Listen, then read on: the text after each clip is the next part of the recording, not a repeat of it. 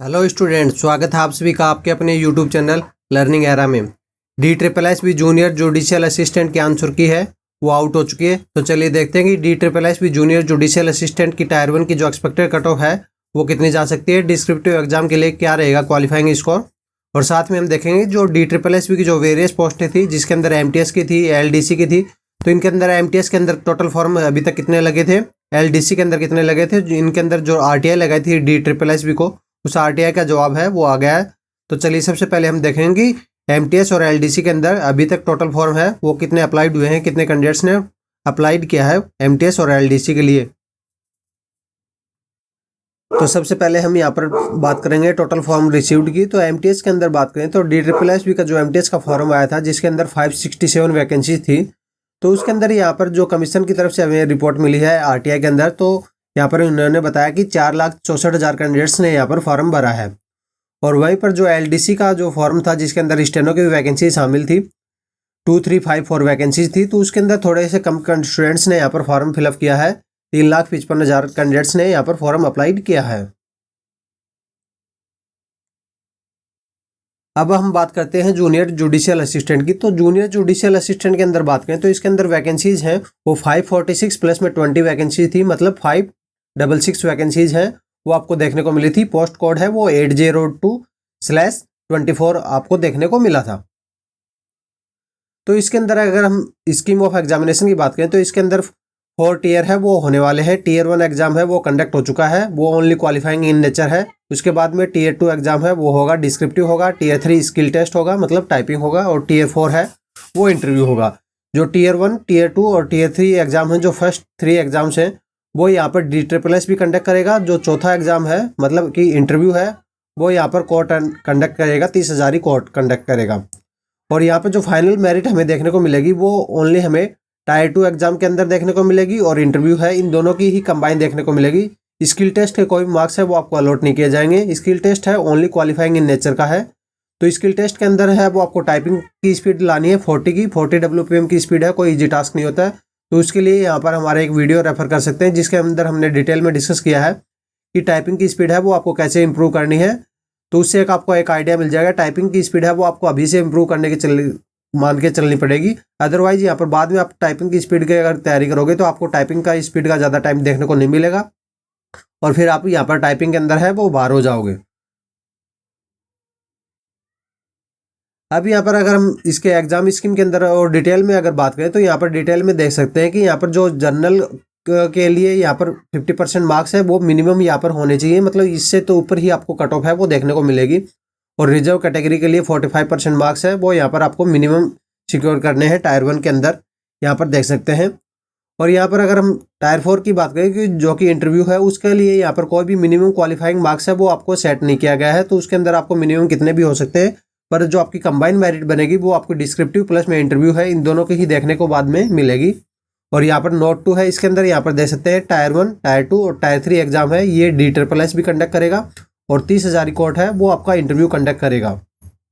और वो भी इंटरव्यू भी आपका इंग्लिश में ही देखने को मिलेगा, और इस एग्जाम की लैंग्वेज भी आपको इंग्लिश में ही देखने को मिली थी, क्योंकि जो कोर्ट की कार्रवाई होती है वो पूरी इंग्लिश के अंदर ही होती है, वो हिंदी के अंदर नहीं होती। इसलिए यहाँ पर पूरे एग्जाम प्रोसेस की जो लैंग्वेज है वो डिफॉल्ट लैंग्वेज आपको इंग्लिश ही देखने को मिलती है।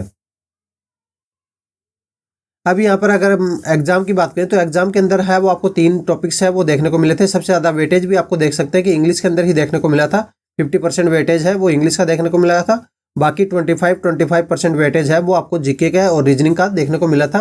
और यहाँ पर सेक्शन वाइज सबमिट है वो देखने को मिला था। तो इससे आपको सेक्शन वाइज सबमिट है, इसमें भी कुछ बच्चों को यहाँ पर प्रॉब्लम है वो देखने को मिली थी, अदरवाइज यहाँ पर टाइम की ज़्यादा कमी है वो देखने को नहीं मिली थी। अब यहाँ पर बात करते हैं नॉर्मलाइजेशन की। तो यहाँ पर एग्जाम है वो मल्टीपल शिफ्ट में एग्जाम हुआ है। तो मल्टीपल शिफ्ट में एग्जाम हुआ है तो सभी शिफ्ट का जो डिफिकल्टी लेवल है वो सेम नहीं है। डिफिकल्टी सेम नहीं है तो उसको नॉर्मलाइज करने के लिए यहाँ पर DSSS भी एक नॉर्मलाइजेशन फार्मूला का पे काम करता है। तो नॉर्मलाइजेशन फार्मूला है वो यहाँ पर आप देख सकते हो, जिसके अंदर स्टैंडर्ड डेविएशन है, एवरेज है, वो सभी कंसीडर किया जाता है। इस नॉर्मलाइजेशन फार्मूला के तहत आपको नॉर्मलाइजेशन किया जाता है।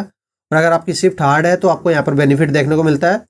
इसमें बस ये होता है कि जिस जैसे भी आपकी शिफ्ट है तो आपकी शिफ्ट का जो भी एवरेज है उससे आपका अगर डिफरेंस ज़्यादा है तो आपको बेनिफिट देखने को मिलेगा, चाहे आपकी शिफ्ट ईजी हो चाहे हार्ड हो। बस हार्ड शिफ्ट वालों को थोड़ा ज़्यादा बेनिफिट देखने को मिलता है, इजी शिफ्ट वालों को थोड़ा कम बेनिफिट है वो देखने को मिलेगा।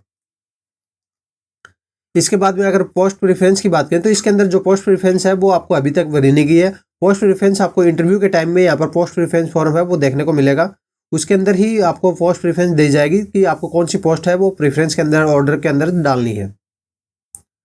अब बात करते हैं नंबर ऑफ कैंडिडेट्स है वो यहाँ पर कितने बुलाए जाएंगे। तो नंबर ऑफ कैंडिडेट्स के यहाँ पर हमने प्रीवियस स्लाइड्स में देखा कि यहाँ पर 25 गुना कैंडिडेट्स को बुलाया जाएगा।